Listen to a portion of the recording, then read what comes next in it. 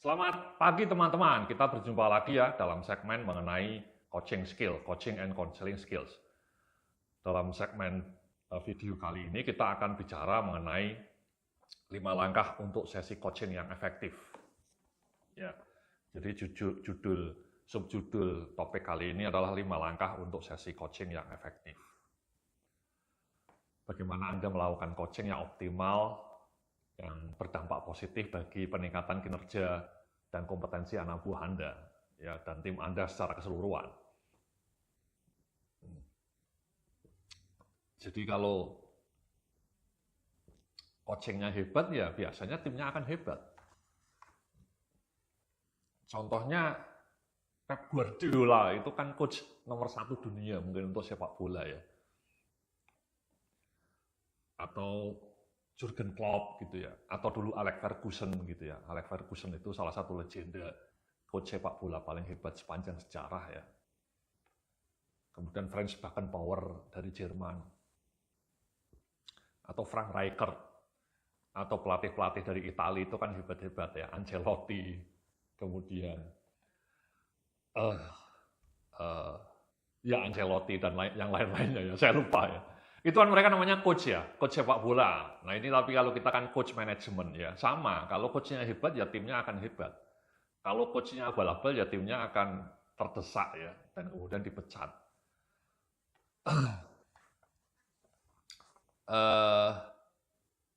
Nah, kita akan bicara mengenai 5 langkah untuk coaching yang efektif nih teman-teman. Mari kita lihat di slide nomor 21, di slide 21 bisa Anda lihat 5 langkah coaching yang efektif. Yang pertama adalah Anda menggambarkan peluang peningkatan kinerja secara profesional, kemudian mendiskusikan key success factor untuk peningkatan kinerja, kenali dan catat solusi yang mungkin, kemudian kembangkan rencana tindakan yang spesifik ya, rencana tindakan atau action plan, kemudian atur sesi lanjutan atau follow up, itu penting juga ya. Jadi itulah 5 langkah yang ada di belakang saya ini ya, 5 langkah untuk melakukan coaching yang efektif. Nah, mari kita bahas satu persatu ya. Yang pertama, di slide berikutnya, gambarkan peluang peningkatan kinerja secara profesional. Ya, di dalam langkah ini Anda menggambarkan peluang peningkatan kinerja dan kemudian Anda juga harus spesifik. Tunjukkan level kinerja yang dapat diterima dan peluang peningkatan kinerja yang ada. Dengan mengacu ke data-data yang ada, dapat membantu Anda dalam menunjukkan peluang peningkatan kinerja yang ada kepada karyawan. Ya, jadi ini Anda melihat gap antara harapan Anda dengan kenyataan yang ada. Itulah kenapa Anda kemudian melakukan coach. Misalnya tadi ya, saya dalam video-video sebelumnya saya bicara mengenai masalah yang sering terjadi dengan anak buah itu, mereka kerjanya lamban sehingga telat, ya, kerjanya lamban, kurang cepat. Atau yang kedua, kualitas kerjaannya tidak sesuai harapan ya, banyak salah, banyak error. Atau mungkin laporan yang dia bikin isinya tidak sesuai harapan kita, laporan yang dia bikin kualitasnya jelek gitu ya, sehingga kita tidak happy dengan hasil kerjaan anak buah kita. Atau benar-benar anak buah kita mengalami kesulitan untuk mengerjakan apa yang kita tugaskan ke mereka. Misalnya kita minta mereka untuk menyusun KPI, kita minta mereka untuk menyusun marketing plan, kita minta mereka untuk menyusun laporan bisnis ya, atau laporan kinerja bulanan. Itu mereka sama sekali tidak punya clue. Nah, itu ya kita panggil. Kemudian gambarkan ekspektasi Anda seperti ini, ternyata mereka hasil kerjaan mereka masih di bawah ekspektasi kita. Nah, itu sebaiknya disampaikan ya teman-teman ya. Jangan hanya menjudge kamu kerjanya lamban, kamu kerjanya tidak becus. Itu useless sekali lagi ya. Anda mesti ketika datang mengundang teman anak buah Anda untuk coach itu sejak awal Anda sudah tahu apa harapan Anda dan apa realitanya dan sampaikan gap ekspektasi itu. Misalnya contoh sederhananya Anda mengatakan bahwa saya minta Anda mengerjakan ini selesai dalam waktu 5 hari. Tapi sampai 10 hari Anda belum selesai. Itu kan berarti ada gap ekspektasi yang jauh antara harapan Anda dengan realitas. Telatnya sampai 5 hari, ya, keterlambatannya sampai 5 hari, atau mungkin 1 hari, atau 3 hari. Anda sampaikan itu, kenapa terlambat, hasil kerjanya kenapa terlambat. Kenapa terlambat 3 hari, kenapa terlambat 5 hari. Anda sampaikan. Itu kalau waktu, dimensi waktu. Tapi kalau dimensi kualitas, ya Anda sampaikan, ini saya sebenarnya ekspektasinya seperti ini, harapan saya seperti ini, tapi Anda laporannya, kalau saya lihat, banyak elemen-elemen yang belum Anda masukkan, datanya masih kurang lengkap, atau tampilan datanya kurang menarik. Ya. Atau sistematika laporannya kurang runtut. Anda sampaikan itu. Ya, jadi ketika ngasih coach itu spesifik, ruang perbaikan apa yang harus dikembangkan, itu sangat fundamental, teman-teman. Jadi ketika misalnya saya memberikan masukan kepada anak buah saya yang saya minta untuk menyusun marketing plan-nya masih belum lengkap, ya saya tunjukkan elemen apa yang belum lengkap. Misalnya dia belum melakukan analisis mengenai efektivitas iklan di Instagram. Dia belum melakukan analisis efektivitas iklan di TikTok misalnya. Nah, sebaiknya itu dilakukan. Dia belum melakukan itu misalnya. Jadi Anda di kepalanya sudah punya harapan yang spesifik, yang konkret, apa yang Anda harapkan dari kinerja anak buah Anda. Baik dari sisi dimensi waktu maupun dimensi kualitas. Jadi Anda mengundang anak buah Anda itu tidak blank. Seringkali atasan juga blank gitu ya. Kadang-kadang atasan nggak bisa ngasih coach karena dia juga blank. Ini anak buah saya ini kurangnya di mana ya? Saya tidak terlalu paham. Itu kan kurang bagus ya. Andanya juga harus jeli melihat kekurangan hasil pekerjaan anak buah Anda. Oke. Nah, kemudian di slide berikutnya nih ya, langkah keduanya diskusikan key success factor, kumpulkan seluruh informasi yang dapat Anda dapatkan mengenai key success factor yang perlu dilacak. Ya. Kumpulkan seluruh informasi yang Anda dapatkan mengenai key success factor yang perlu dilacak. Apa yang perlu dilakukan agar key success factor itu bisa lebih sering dilakukan. Jadi key success factor itu sebenarnya kata lainnya adalah apa yang harus Anda lakukan supaya kinerja anak buah Anda meningkat. Kenapa dia terlambat? Kenapa dia kualitasnya belum bagus? Kenapa pekerjaannya tidak akurat? Itu kan Anda harus cari penyebabnya. Bahasa lainnya ya Anda harus mencari faktor-faktor yang membuat kesalahan itu tidak terjadi atau yang membuat dia menjadi lebih tepat waktu gitu ya. Di slide berikutnya nih saya ngasih beberapa contoh peluang perbaikan atau KSF. Peluang peningkatan kinerja kebanyakan berkaitan dengan satu atau lebih dari 5 faktor berikut. Yang pertama, role expectation-nya. Ya. Yang kemudian, yang kedua ini kemampuannya ya. Kemampuannya, keterampilan dan pengetahuannya, atau desain pekerjaannya, atau lingkungan kerjanya, atau masalah motivasi pribadi. Ini masalah sikap kerja. Jadi 5 elemen ini yang sebenarnya harus Anda petakan ketika Anda hendak ngasih masukan ya kepada teman-teman Anda ya. Saya bawa catatan itu teman-teman ya. Jadi kalau saya membaca ke bawah ini, saya membaca catatan saya nih. Cuma ininya catatannya nggak kelihatan ya, ada di bawah layar. Coba mari kita bahas ya yang pertama ya, masing-masing ya. Jadi yang pertama mendiagnosa permasalahan kinerja. Yang pertama role expectation. Apakah karyawan mengetahui apa yang dia harapkan darinya? Apakah dia mengetahui juga apabila terjadi permasalahan? Kemudian yang keterampilan, apakah karyawan memiliki keterampilan, kemampuan, dan bakat yang diperlukan untuk melakukan pekerjaannya? Apakah dia mendapatkan mentor yang baik untuk melakukan pekerjaannya dengan optimal? Ya, jadi ini saya mencoba membantu Anda untuk menelisik berbagai faktor kunci yang menyebabkan kenapa anak buah Anda kinerjanya tidak cemerlang, tidak cetar Anda. Yang pertama, mungkin anak buah Anda tadi tidak tahu target kinerjanya karena Andanya sendiri tidak pernah ngasih instruksi yang jelas. Dia bingung mengenai peran kerjanya. Itu kan kadang-kadang terjadi ya, job desk-nya dia bingung, itu sering terjadi. Tumpang tindih, dia tidak tahu apa yang harus dia kerjakan. Itu kadang-kadang terjadi. Banyak perusahaan strukturnya belum rapi, kerjaannya tumpang tindih, wewenangnya tidak jelas, sehingga peran dari anak buah Anda itu tidak tahu, dia tidak tahu apa yang harus dia lakukan. Itu Anda harus ngasih coach dong.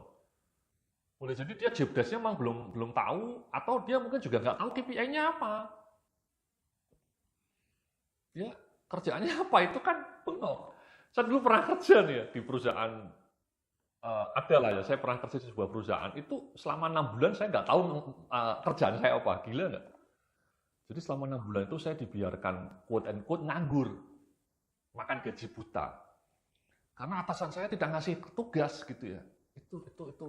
Itu kelam, itu masa yang kelam dalam sejarah karir saya selama puluhan tahun. Itu saya pernah mengalami selama 6 bulan tidak melakukan apa-apa, padahal digaji. Itu kan buruk. Sayanya sih santai, tapi sebenarnya itu saya juga merasa bersalah ya, dan itu dampaknya buruk terhadap kompetensi saya. Saya merasa stagnan. Atasan saya kurang bagus saat itu.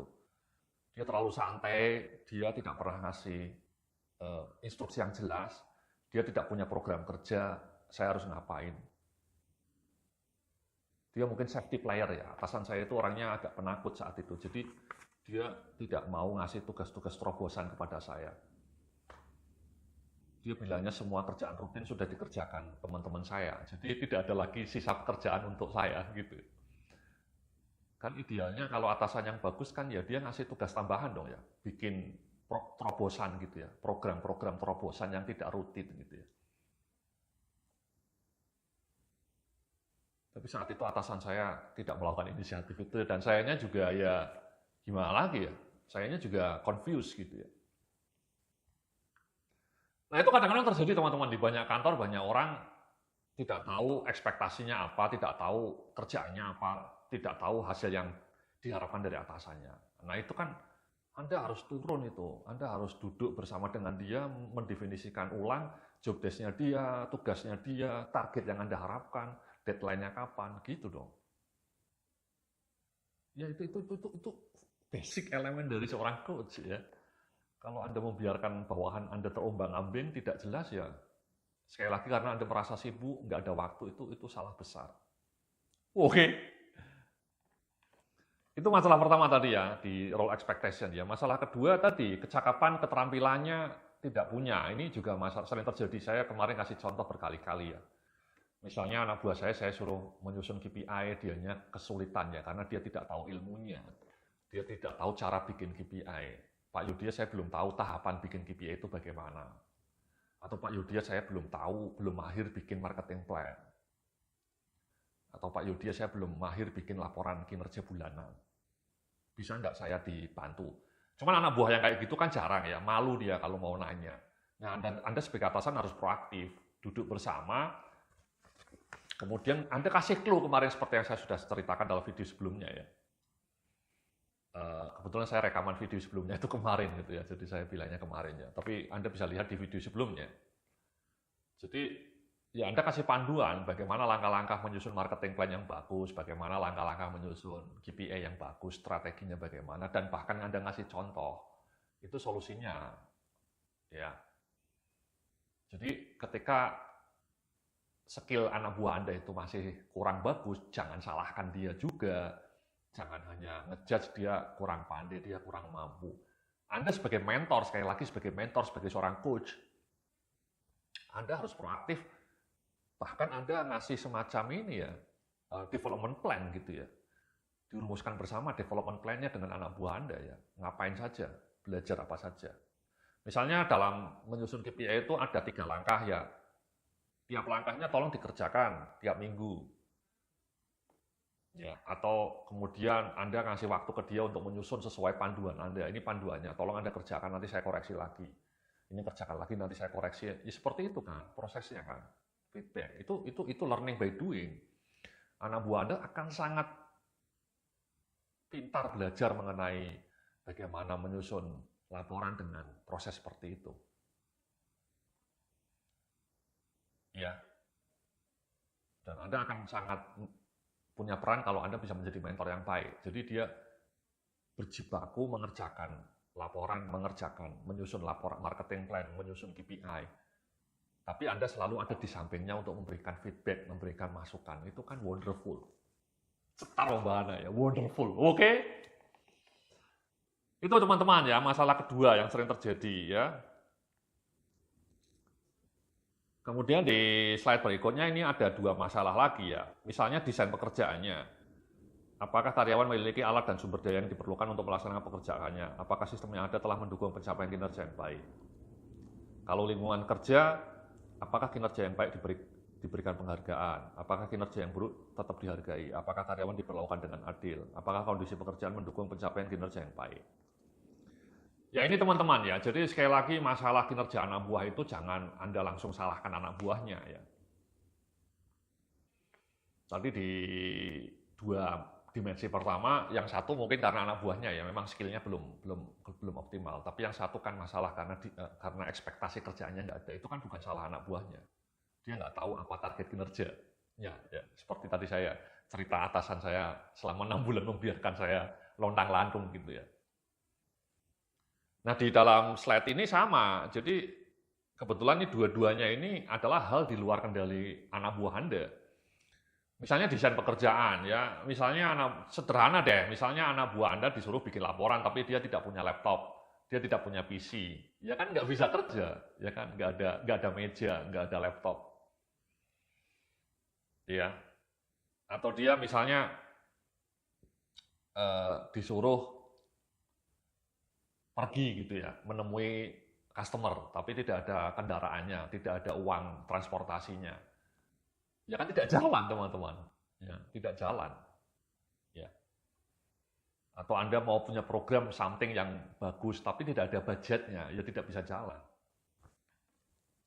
Ya, jadi desain pekerjaannya tidak ada. Atau misalnya tugasnya itu berkaitan dengan departemen lain, dan anak buah Anda tidak punya wewenang, tidak punya kuasa untuk meminta ke departemen lain, itu kan kadang-kadang di luar kendalinya dia. Jadi intinya ketika Anda mau meminta anak buah Anda kinerjanya top markot, top jos markot jos, Anda harus sediakan sumber daya pendukung. Tadi contoh sederhananya ada laptop, ada PC. Bahkan kemarin saya bilang Anda bisa ngasih tahu websitenya, panduannya, misalnya cara bikin marketing plan yang bagus, ini loh panduannya, ini loh buku panduannya, Anda sediakan itu. Ini loh contohnya, contoh marketing plan yang bagus, ini loh contoh KPI yang bagus, ini loh contoh cara menghitung skor KPI. Anda kasih sumber dayanya, itu nanti anak buah Anda kinerjanya akan lebih cepat, melaju. Ya, jadi bukan semata kesalahan anak buah Anda. Atau lingkungan kerja ini ya, lingkungan kerjanya buruk gitu ya. Ada konflik, atau ada banyak toksik ya, lingkungan yang toksik. Atau bahkan itu Andanya sendiri yang menjadi faktor gitu ya. Anda sebagai atasannya tidak menjadi atasan yang baik, Anda menjadi bos yang kurang capable. Itu banyak terjadi teman-teman ya, banyak bos yang kurang capable, leadership-nya nggak ada. Ya anak buahnya kinerjanya ya tertatih-tatih, termehek-mehek, terkaing-kaing gitu ya. Karena kitanya sebagai atasan tidak capable. Seperti tadi contoh saya ngasih contoh ya, saya 6 bulan dibiarkan lontang-lantung, itu kan tragedi gitu ya, tragis ya. Saya makan gaji buta. Ya, itu kan artinya atasan saya tidak capable. Ya, dia sama sekali tidak capable, leadership dia tidak ada. Itu kan buruk ya, bagi perusahaan kan jelek dampaknya. Sayanya tidak berkembang, boros ya, makan gaji buta, dan saya merasa tidak betah saat itu ya. Untung saat itu kemudian saya dapat ini teman-teman beasiswa ke luar negeri ya. Saya waktu itu belum berangkat ke Amerika, saya kerja sebelum dapat beasiswa. Jadi 6 bulan itu saya merasa tersiksa. 6 bulan itu saya belajar bahasa Inggris deh yang saya manfaatkan.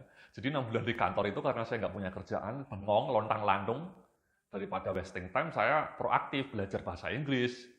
Saya beli buku bahasa Inggris, jadi di kantor itu tiap hari saya belajar bahasa Inggris. Otodidak gitu ya. Karena saya saat itu sedang mendaftar untuk dapat beasiswa. Dan beruntung saya dapat beasiswanya ya. Jadi saya diselamatkan dari karir yang kelam gitu ya. Tapi kalaupun saya nggak dapat beasiswa, saya akan resign itu. Ya, saya akan resign karena saya tidak betah lagi kerja dalam lingkungan seperti itu. Ya, untung saya dapat beasiswa. Jadi diselamatkan dari keadaan yang tidak bagus ya. Ya, saya resign. Kemudian saya berangkat ke Amerika, meninggalkan karir saya yang kelam. 6 bulan tidak kerja ngapa-ngapain ya. Nah itu kan artinya lingkungan kerja saya yang membuat saya tidak berkembang, bukan saya yang tidak kompeten dong ya. Atasan sayanya yang buruk. Nah itu Anda harus aware mengenai diri Anda sendiri, jangan-jangan Andanya yang buruk gitu. Nah, kemudian yang terakhir ini masalah kinerja ini juga masalah pribadi ya, di slide 27 ya. Apakah ada permasalahan kehidupan pribadi karyawannya mengaruhi kinerjanya? Apakah sikap karyawan telah menghalangi sukses karyawan tersebut dalam menerapkan keterampilan dan kemampuannya? Nah, ini kalau ini masalah karyawannya ya. Jadi dari 5 masalah tadi sebenarnya yang berkaitan dengan karyawan itu 2, yakni kemampuan dia sama sikap kerja dia. Tapi kalau masalah lingkungan kerja, desain kerjaannya, ekspektasi role expectation-nya, itu di luar kendali anak buah. Nah, masalah sikap kerja ini ya macam-macam juga kalau dilacak penyebabnya ya. Tapi tadi misalnya orangnya yang males-malesan ya, Anda kasih feedback lah ya. Kasih deadline, kalau Anda tetap terlambat ya saya akan ngasih teguran kepada Anda. Anda ngasih inilah ya, semacam reward and punishment gitu ya. Anda kalau malas-malasan seperti ini, kinerjanya buruk, ya mau tidak mau saya akan memberikan surat teguran kepada Anda. Tegas gitu ya. Jangan biarkan karyawan yang malas-malasan itu tetap kerja seperti biasanya, itu bahaya, akan menular ke teman-teman yang lainnya. Jadi Anda harus mengisolasi. Ya. Tapi sebelum ngasih punishment ya dibantu apa masalah dia, sikap kerja dia. Mungkin karena ada beban keluarga di rumahnya, ya diajak bicara ya, diajak ngobrol gitu ya, dikasih solusi. Nah, bagaimana solusinya? Itu saya punya video namanya Growth Mindset. Sekali lagi dalam video Corporate e-learning ini saya juga menyediakan 21 kursus kan. Selain kursus coaching skill ini, saya juga punya 20 judul lainnya. Nah, salah satu judulnya itu ada yang Growth Mindset. Nah, saran saya Anda lihat video itu. Itulah cara bagaimana supaya karyawan Anda termotivasi. Ya, Growth Mindset sama satu lagi yang judulnya How to Grow Employee Motivation. Ada 2 judul dalam video ini yang menarik, yakni Growth Mindset sama How to Grow Employee Motivation. Anda lihat 2 video itu, di situ saya banyak ngasih kiat, ngasih strategi bagaimana membangkitkan motivasi kerja karyawan Anda atau membangkitkan sikap kerja yang positif. Anda bisa lihat tuh, ya. Jadi itulah ya, ada 5 dimensi yang kadang-kadang membuat seseorang menjadi kinerjanya termehek-mehek ya. Jadi sekali lagi saya lihat ulang ini di slide 24, ada masalah role expectation-nya tidak jelas, atau kemampuan anak buahnya yang memang jelek, desain pekerjaannya kurang bagus, lingkungan kerjanya toksik, atau masalah motivasi pribadi. Dari 5 elemen ini kalau kita perhatikan, hanya 2 elemen yang berkaitan dengan anak buah.